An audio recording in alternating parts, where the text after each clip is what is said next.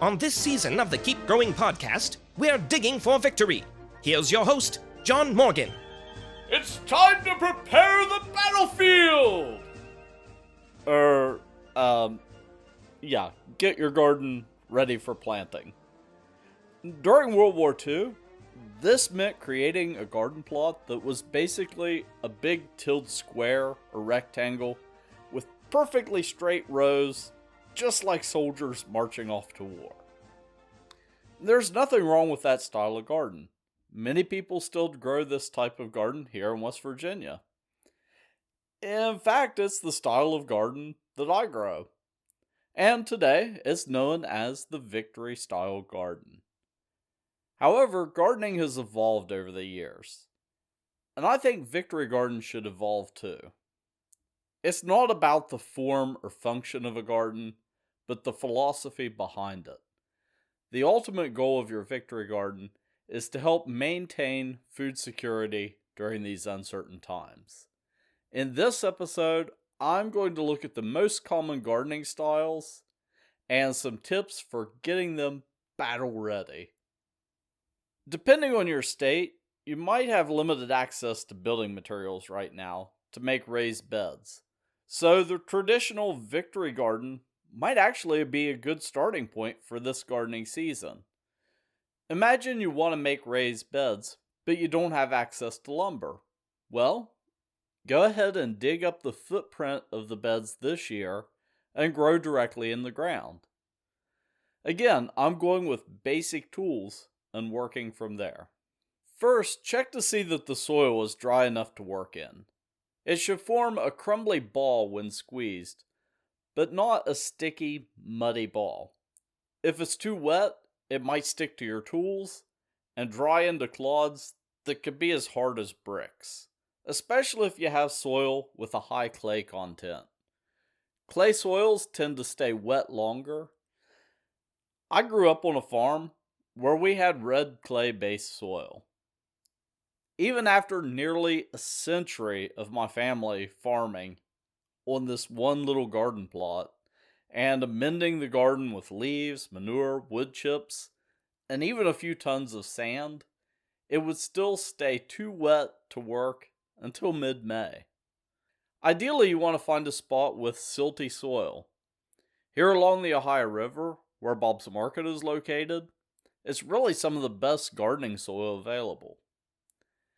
I think that's particularly why Victory-style gardens have remained popular in this area.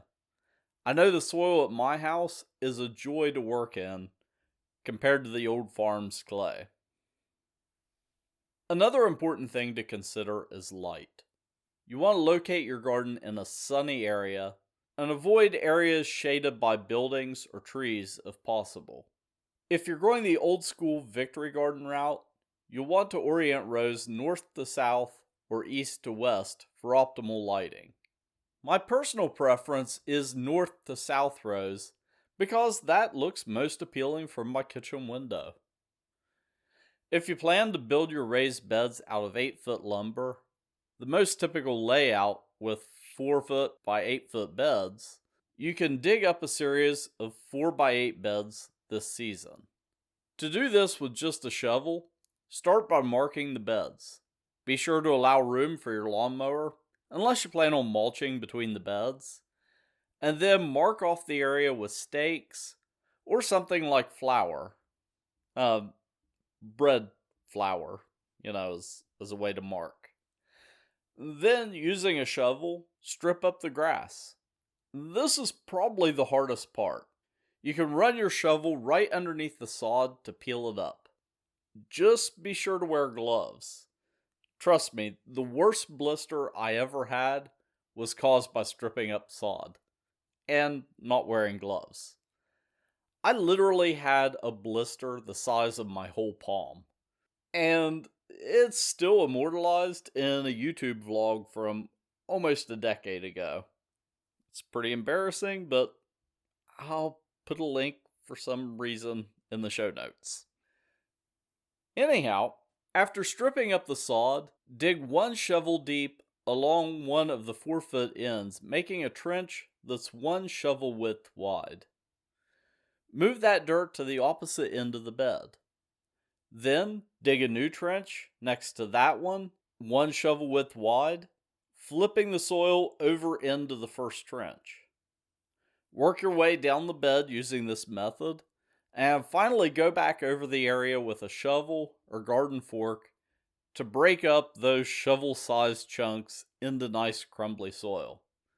This process is called single digging, and it was the gold standard method during World War II when access to tilling implements was limited due to the demand for steel for the war effort. However, if you have access to a rototiller, go for it. In my community, a few farmers have PTO powered tillers for their tractors, and they'll usually till gardens in the whole community. Likewise, it can be a fun project to split the cost with your neighbors and rent a tiller. Just try to keep social distancing in mind. So, what do you do if you have raised beds or just built raised beds? If you just built your raised beds this year, filling them with good potting mix is the best route you can go. Although we sell the stuff, it can get pretty expensive to fill them totally with potting mix. I always suggest lighting the bottom with cardboard and newspaper to stop weed growth from the soil below. And next, add in a layer of straw, leaves, or even wood if you want to go the hugelkultur method. Hugel what, you might be saying? Trust me, it's a thing. I'll put a link in the show notes because that could be a whole episode by itself. But finally, after adding the cheaper filler material to the bottom, then top it off with potting mix. By doing this, you'll also get the added benefit of improving the soil before you even begin. If you already have raised beds that are filled, clean off any plant debris and weeds from the previous season, and then go to work with a hoe or shovel, tilling up the upper layer of soil. Generally, weeds are less of a nuisance in raised beds due to the smaller growing area and the composition of the potting mix.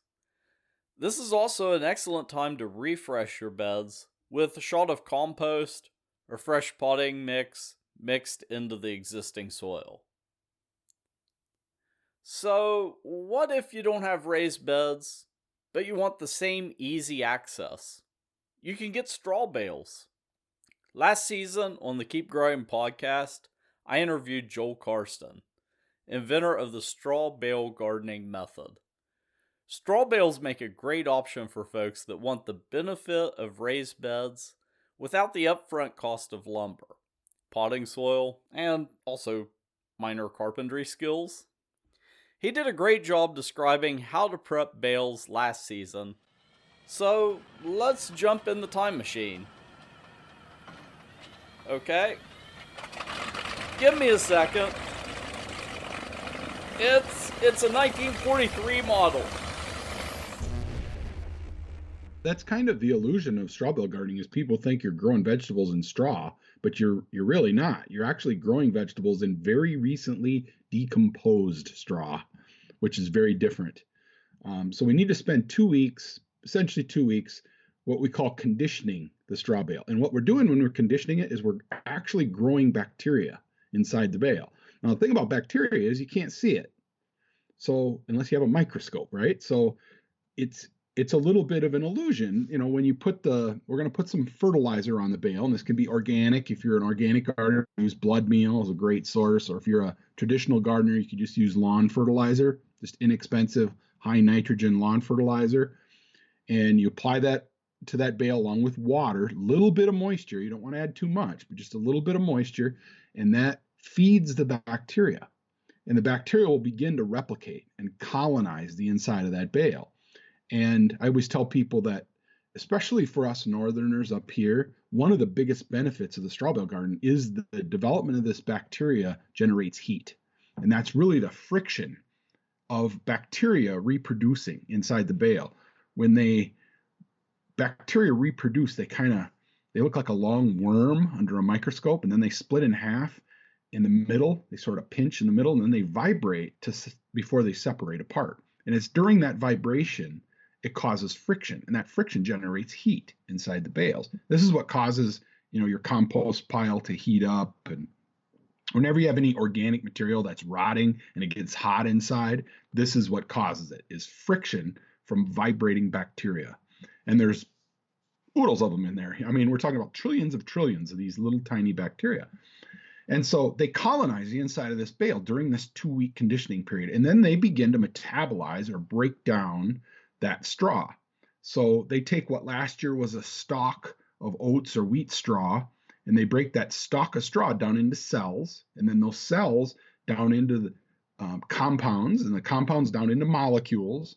And now we have free charged molecules of things that people would recognize, nitrogen, phosphorus, potassium, molybdenum, zinc, calcium, iron, manganese, all of the micro and macronutrients that a plant needs to absorb through its roots in order to grow. And those become free ions floating around inside of this bale. It doesn't look like soil when you're ready to plant, but if you studied the biology of what's happening inside that bale, it has the same characteristics as soil.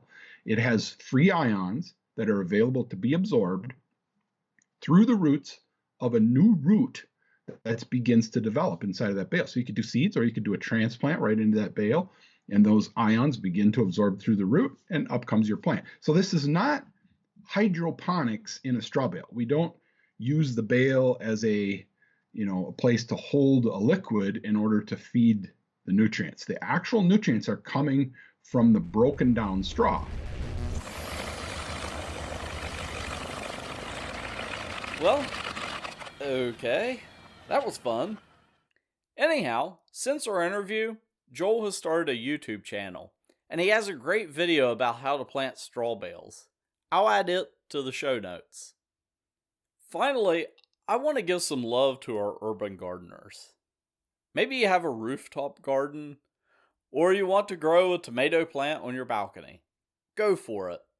It's as simple as getting some containers, filling them with potting mix, and growing some plants. Many garden centers, Bob's Market included, even sell ready-made mixes. For example, we have a salad bowl container with salad greens, and also mixed herb bowls that I recommend using as a patio table centerpiece. Talk about fresh herbs at the table. I've always said that gardening is sometimes more about the journey than the end result. That's why I named this podcast the Keep Growing Podcast. Gardening, especially victory gardening, isn't about how many plants you grow or how much you freeze or can.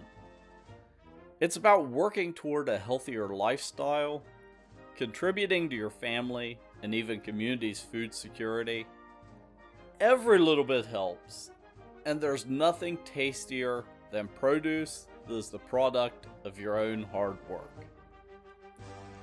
Next time we're going to talk about planning your garden. And we're also going to talk with Diane Blazik. Diane is the Executive Director of the National Garden Bureau. When it comes to victory gardens, the National Garden Bureau literally wrote the book on victory gardens. And I do mean literally.